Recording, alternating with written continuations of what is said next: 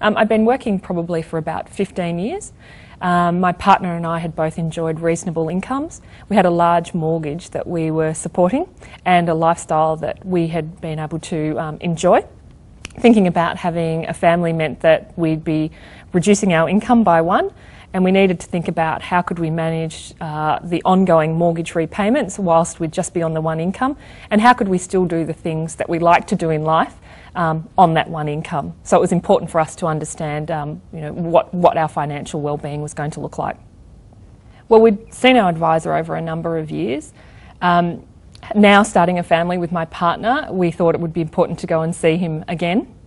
He'd always emphasised in the past, the financial advisor, the importance of saving for the future when that event would actually occur, but now it was real. We actually had to think about how we were going to continue to financially manage our life. And there were a number of things that the advisor talked to us about, some things we'd thought of and some things we hadn't. So we went through a good discussion with him, firstly around cash flow planning, what that would look like in terms of our income and expenses over the duration of the maternity leave and how we'd manage that.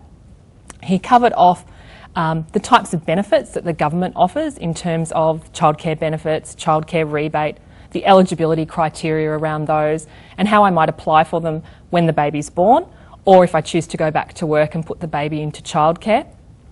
The other areas he talked to us about were things like personal insurances. So the insurances I had in place, life, term, trauma, income protection, looking at those in terms of whether they would continue to be right for the future. And finally, he talked to us about estate planning. So obviously there's the simple things like updating your will to include new children as beneficiaries, but he also talked to us about understanding enduring powers of attorney and thinking about a testamentary trust to help us understand how we could distribute our assets to our children in the most tax-effective way.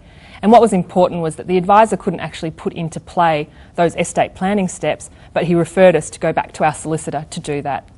I see my advisor every year as part of the ongoing review process, but given the relationship that I've got with the advisor, I know that I can see him at any stage, whether it be purchasing a new property, looking at our investment structures, managing through redundancies, or the circumstances that I was in, having a family, and he helps us manage through all of those life events.